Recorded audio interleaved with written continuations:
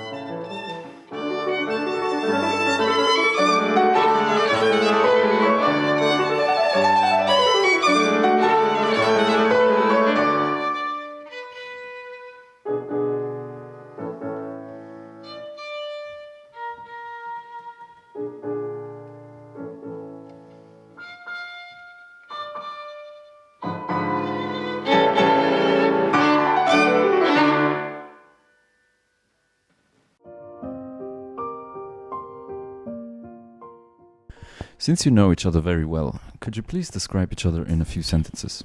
Chiara is extremely genuine. What you see is what you get. There's nothing sneaky about her. She is just honest and kind, maybe too kind for her own good sometimes, and incredibly talented. Yes. Well, it's not an easy question because we are also a couple in life since 5 years. When I think about Owen, is that it's very easy for me to be with him. Like, he always makes me comfortable, and his way to be honest and funny, it just fits with me, and he's so spontaneous, and this is the thing I like the most. Who are the most important people, personalities, and who has most influenced your musical growth and tastes? My first biggest influence is definitely my mother, who is a pianist and flautist in Ireland. She always inspired me to become a musician. The second biggest influence would have to be my teacher, Rafael Oleg, ex-teacher now, but he taught me humility and truth in playing the violin. And my most recent and biggest influence of all is also Chiara, for sure, who I work with since many years, even before we ended up dating. And when I met her, it changed my life of playing music with others. Well, Owen, obviously. Working very often together is, I think it inspired me a lot during these last 5 years. So for sure, the work that we do together is very important for me and for my personal growing as a musician. If I go back, for sure, my ex-teacher, Claudio Martinez, for sure he influenced my life and my musical view very much, since I'm in Basel, basically. And there's a third person also, which is Sir Andras Schiff. He also changed completely my way to make music and to approach music. So these three personalities. Of course, for all of us, the lockdown became a huge part of our lives. How did you spend it? The first lockdown, I spent it mostly cooking and eating, and I tried also to do some workout, but it didn't last long. For the musical aspect, I stopped for a few months, like I think everyone, and that helped me to think more in what I really wanted to do in the future. So the fact that I stopped to do something that I was used to do, so playing and preparing for concerts and having contact with people, I think that just made me really realize what I would like to do. I mostly played FIFA on the PlayStation. That's pretty much all I did for the whole lockdown, and eating a lot of food like everyone, and a little bit of violin here or there. How do you see the future of the classical music industry? How do you think things will develop, and if you could change or influence them, what would you do in the future? So that's a difficult question for me, because how I see the musical industries in the future is not what I like the most in classical music, because for me it's very much connected to medias and social medias, and the way that I see in the future is more about how something looks like than what is actually the fundamental of music. So this is how I see it a little bit, and if I would change something, is exactly this. I would change from the technical and the, let's say, the no contact with people, but just a superficial part that we can show. So through phones and through through laptops, and I would just go back to the real contact with people and to the real feeling with an audience, with which you can communicate also. This is what I would change, but I don't think it's gonna be possible. I think this is we just have to try to adapt more to the new way to make music and new way to communicate with the people. I mean, there are two directions. There's the kind of commercialization of classical music, which worries me a bit. Of course, I do agree that the classical music should be brought to every kind of audience, but also there's a danger of cheapening the art, if that makes sense. And I think, in my opinion, classical music has always been fine for hundreds of years, and it's still fine. How do you think, when playing the compositions of great composers, or any composer, how much can you be free in your interpretation? And should you draw a line that must not be crossed? Well, I think that there is a limit for everything.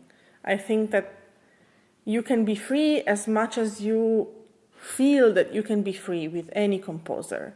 I have an image in my mind which goes automatically to food and to cooking, because that's one of the things I like to do the most, besides playing the piano and making music. It's a little bit like when you put a lot of butter in every dish. I think is a little bit the same thing. Like, you can be free as much as you put the butter in the dish that you want. It's like if there's too much, if you're too free, it becomes too fat and becomes like not nice anymore. But I think that it's just you should feel how much you can be free. And I don't know, is it every composer or like any composer?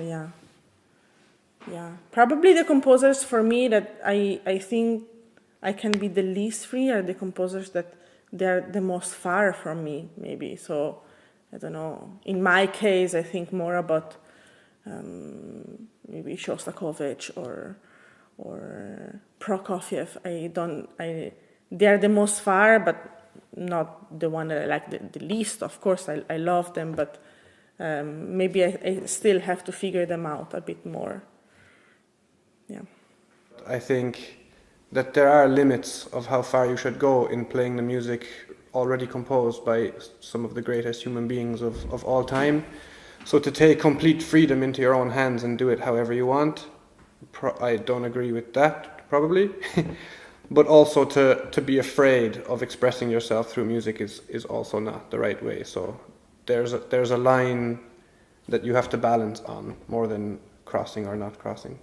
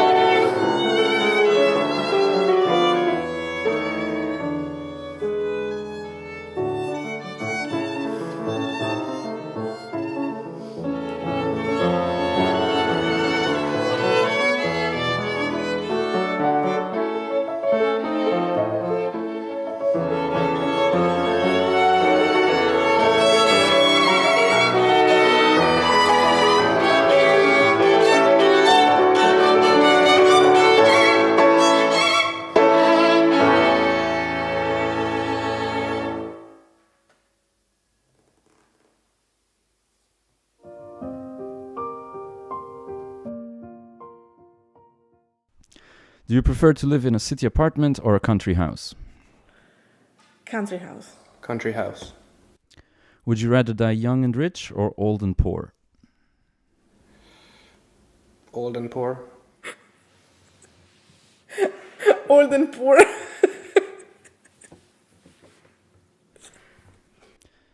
When do you think you will be old? When? I'm already feeling like I'm getting a bit old. Probably because I haven't been able to play any football for about a year, so I feel it on my gut. But no, I still feel relatively young. Would you rather drink 3 espressos or 3 glasses of wine before playing a concert? 3 glasses of wine. Wine, for sure. Would you prefer doing yoga or watching TV? TV. Watching TV. 3 things you do every morning? Coffee. And I look at my half, him, and I think I have to feed my cats. Snooze my alarm about 15 times, and then reluctantly get out of bed. Probably bacon and eggs on the menu, and think about my day. What is your very first childhood memory regarding your instrument? Playing together with my mother. My parents wanted me to play for guests, so I just thought about this thing, like forcing me a little bit to play for the guests because I was so young and I was very, let's say, talented for the young age, and they wanted me to always to play for people at home. Your favorite drink? Beer. Vodka cranberries. Your least favorite food? Least favorite food. Oh my god, I can't think of anything. Peppers. For sure, peppers or anything that is too spicy. Yeah. Vegetables, any kind. What would you say now to your 10 years younger self? To enjoy more the little things and to don't think too much about the future, but to think more about taking care of the small things. Yeah.